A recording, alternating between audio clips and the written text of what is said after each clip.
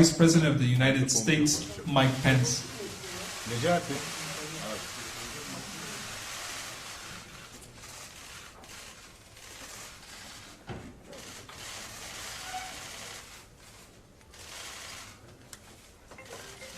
One week ago, Turkish forces crossed into Syria.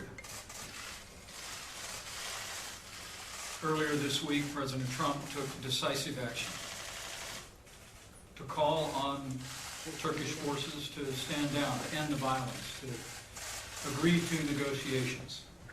And today, I'm proud to report, thanks to the strong leadership of President Donald Trump and the strong relationship between President Erdogan and Turkey and the United States of America, that today the United States and Turkey have agreed to a ceasefire in Syria. The Turkish side will pause Operation Peace Spring in order to allow for the withdrawal of YPG forces from the safe zone for 120 hours. All military operations under Operation Peace Spring will be paused, and Operation Peace Spring will be halted entirely on completion of the withdrawal. Our administration has already been in contact with Syrian Defense Forces, and we have already begun to facilitate their safe withdrawal from the nearly 20-mile wide safe zone area south of the Turkish border in Syria. Let me say this also includes an agreement by Turkey to engage in no military action against the community of Kobani. And in addition, the United States and Turkey have both mutually committed to a peaceful resolution and future for the safe zone, working on an international basis to ensure that peace and security defines this border region of Syria. In addition to the settlement today with the ceasefire, Turkey and the United States mutually committed to the defeat ISIS activities in northeast Syria. This will also include an agreement renewed today to coordinate efforts on detention facilities and internally displaced persons in formerly ISIS-controlled areas. Also, Turkey and the United States agreed on the priority of respecting vulnerable human life, human rights, and particularly the protection of religious and ethnic communities in the region. I spoke to President Trump just a few moments ago, and I know the President is very grateful for President Erdogan's willingness to step forward and to enact this ceasefire and to give an opportunity for a peaceful solution of this conflict that commenced 1 week ago. For my part, I'm grateful for the President's leadership. I'm grateful for the more than 5 hours of negotiations with President Erdogan and his team that arrived at a solution that we believe will save lives.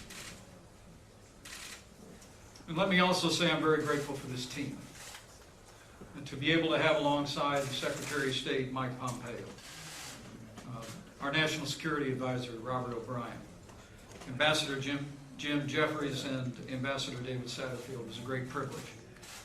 And each of the members of this team contributed equally to achieving this outcome, which is a great contribution to security in this region, and it's a great contribution to the strong and enduring relationship between the United States of America and Turkey. Lastly, I want to express my appreciation to millions of Americans who I know were carrying this moment in prayer. We heard from people all over the country whose hearts were heavy with the loss of life in this conflict over the last week, long to see it brought to an end. And I believe their prayers, the strong leadership that President Trump provided to this moment, and the cooperation with President Erdogan and Turkey has made this possible. So again, let me say, a week after Turkish forces crossed into Syria, Turkey and the United States of America have agreed to a ceasefire in Syria. It will be a pause in military operations for 120 hours while the United States facilitates the withdrawal of YPG from the affected areas in the safe zone. And once that is completed, Turkey has agreed to a permanent ceasefire, and the United States of America will work with Turkey, will work with nations around the world to ensure that peace and stability is the order of the day in this safe zone on the border between Syria and Turkey. With that, let me recognize Secretary of State Mike Pompeo, and thank you, Mr. Secretary, for your great work. Thanks. I think the Vice President said it well. I just wanted to add this thought. There obviously remains a great deal of work to do in the region. There's lots of challenges that remain, but this effort tonight sets the conditions for the successful resolution of this particular piece, which created enormous risk and a real risk of instability. And President Erdogan's decision tonight to work alongside President Trump to achieve this end will be one that I think will benefit Turkey a great deal. Thanks. I know you want to take it.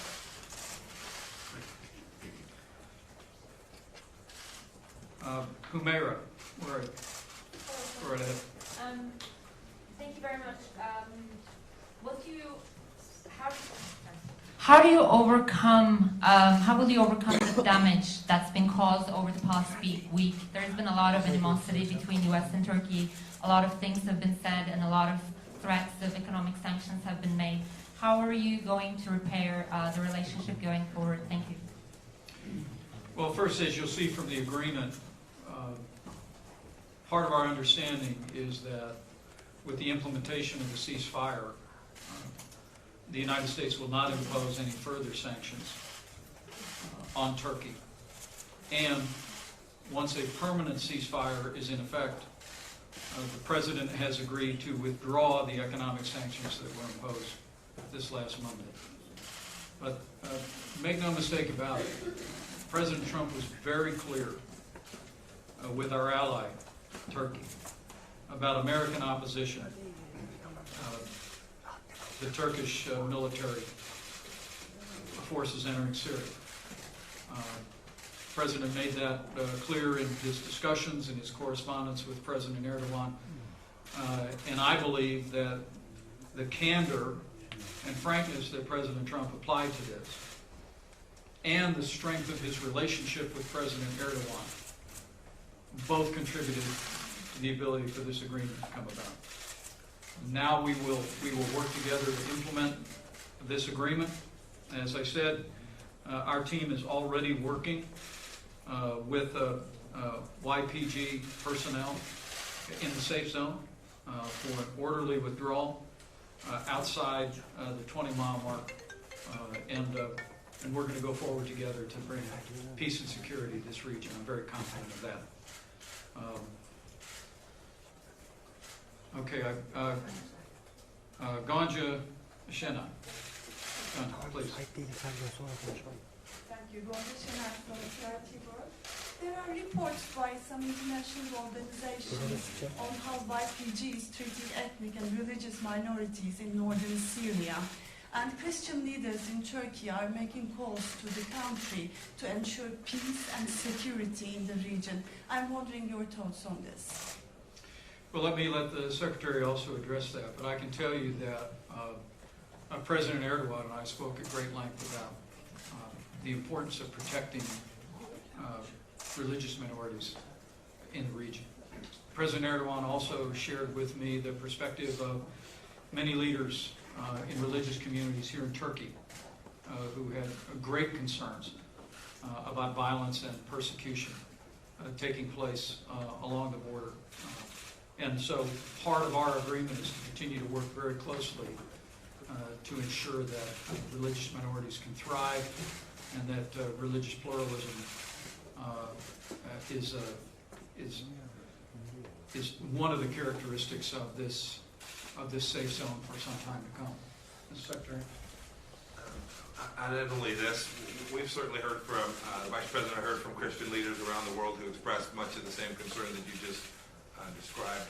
We think this reduction in violence, this ceasefire, reduces the risk of that, so we think this greatly contributes to protecting religious minorities throughout Syria and throughout the broader Middle East, as well as all obviously happens in the context of lots of religious challenges, lots of challenges of religious persecution in Iraq and other places. Well, we think this is an important contribution in that regard. The other thing is that we talked about at some length is that to the extent there are abuses that are identified, we'll ask each leader, certainly President Erdogan and his team and others, to investigate any allegations of abuse that have taken place. And let me maybe add an addendum to that. One of the things I know the President and the American people are most proud of is the investment of hundreds of millions of dollars to help rebuild a Christian, Yazidi, and other religious minority communities in the aftermath of the horrifying violence during the ISIS period, both in Syria and in northern Iraq. We'll continue to flow those resources to support those communities, but as you'll see from this agreement, it is a specific undertaking by Turkey and by the United States to ensure to protect religious minorities in the affected region. Sean Tandon. Thank you.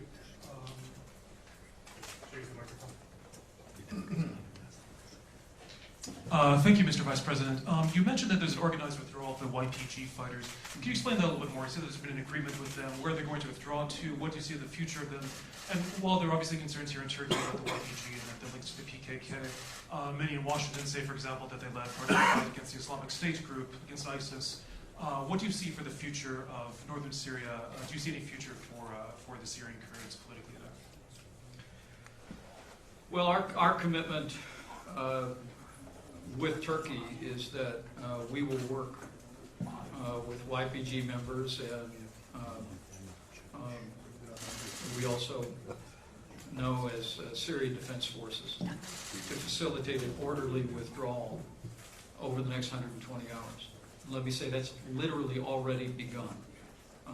And where they will be withdrawing from is the demarcation line, roughly 20 miles south of the border.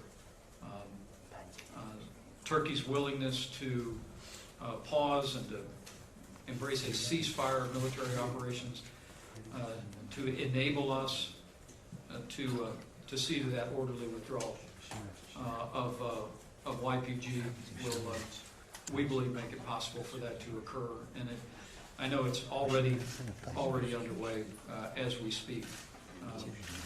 But look, Turkey's had a great concern about their borders.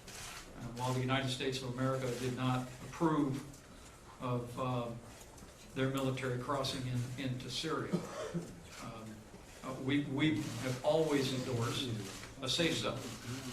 And it was a matter of discussion and negotiations. And we believe that the Kurdish population in Syria, with which we have a strong relationship, will continue to endure. The United States will always be grateful for our partnership with SDF in defeating ISIS. But we recognize the importance and the value of a safe zone to create a buffer between Syria proper and the Kurdish population and the Turkish border, and we're going to be working very closely. So we think the agreement today first ends the violence, which is what President Trump sent us here to do. I said it again and again to President Erdogan. It's President Trump sent us here to end violence and to achieve an immediate ceasefire. Thanks to the agreement that we negotiated today and the strong stand that President Trump took in the preceding days, we've achieved that. We've also achieved an opportunity by working with YPG to move out of the area to create more peace and security and stability in that buffer zone. And we're going to be working very earnestly to accomplish that. We believe that can be accomplished during the 120-hour period, and after which there'll be a permanent ceasefire, and then we'll continue to engage. Again, not militarily. The President made it clear that we're not going to have military personnel on the ground, but the United States will continue to engage diplomatically, politically, and of course in humanitarian aid and support to affect all of the people affected in this region. Last question. Thank you, Vice President. You mentioned that. The United States. You mentioned the United States opposed Turkey's incursion into northern Syria. But Erdogan has always wanted a sort of safe zone here. What concessions did you actually get out of President Erdogan? Number one. Number two, have you gotten specific assurances from the YPG that they will comply with the terms of this agreement? Because that's something that they have said that they would not do. And finally, with the Kurds moving south, and now with the U.S. sanction in terms of them moving south, how would you address critics who would call this potentially a second abandonment of the Kurds?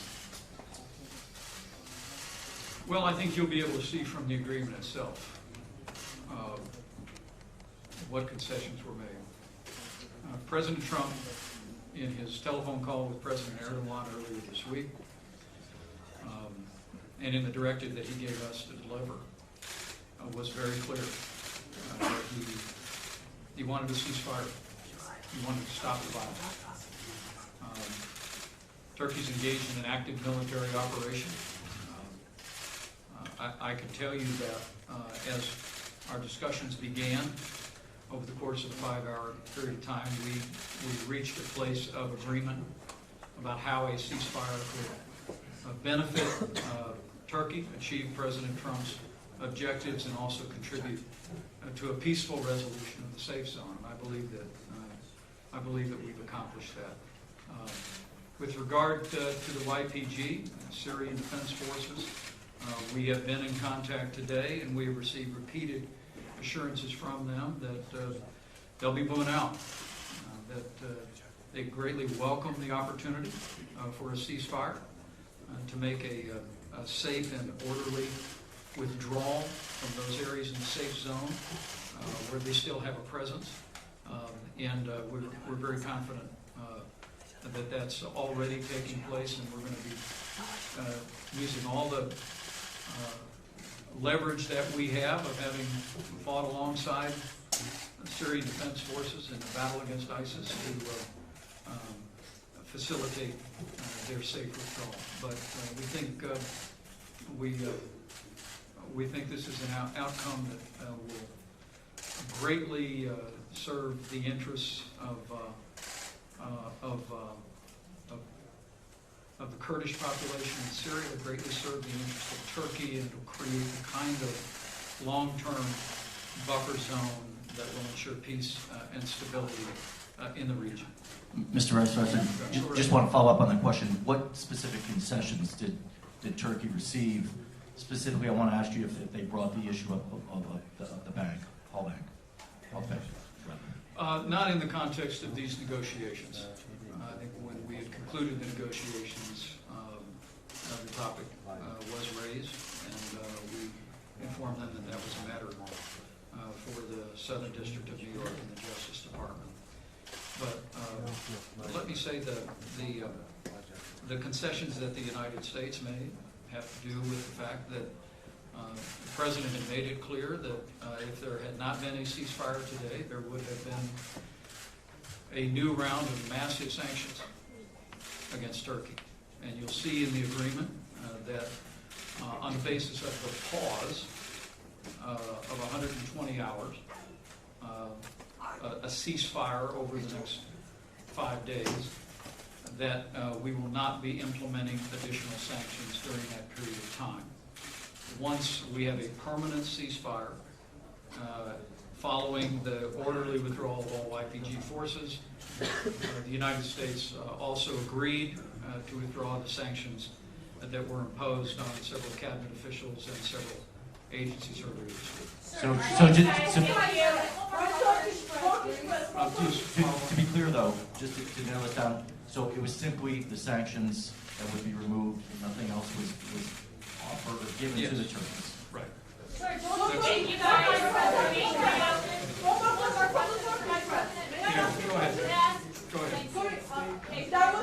Thank you, Mr. Vice President. While you were here negotiating with the Turks for several hours, both of you. Can I finish? Wait, are using the YPG as using the sanctions as a blackmail against your NATO ally for the sake of PKK YPG terrorist organization. This is a great question, Mr. Vice President. The United States of America did not support Turkey's military action in Syria. President Trump made that very clear to his friend President Erdogan. And the United States imposed sanctions earlier this week. And the President made it clear yesterday, we made it clear again today, that there would be additional sanctions coming to bring an end to the violence, to the loss of innocent lives in this border conflict. That being said, let me say, I really believe today's ceasefire is a credit to President Trump and to President Erdogan. It's a credit to the strong relationship between the United States and Turkey. It's also a credit to the strong relationship between our two leaders. And where there are differences between friends, it's important that friends let their feelings be known. President Trump did that in this case. But it facilitated us being able to reach an agreement that has now resulted in a ceasefire, and we believe will set the stage for creating a peaceful and stable, a safe zone, and the United States is committed to achieving that for all the people of this region. Mr. Vice President, can I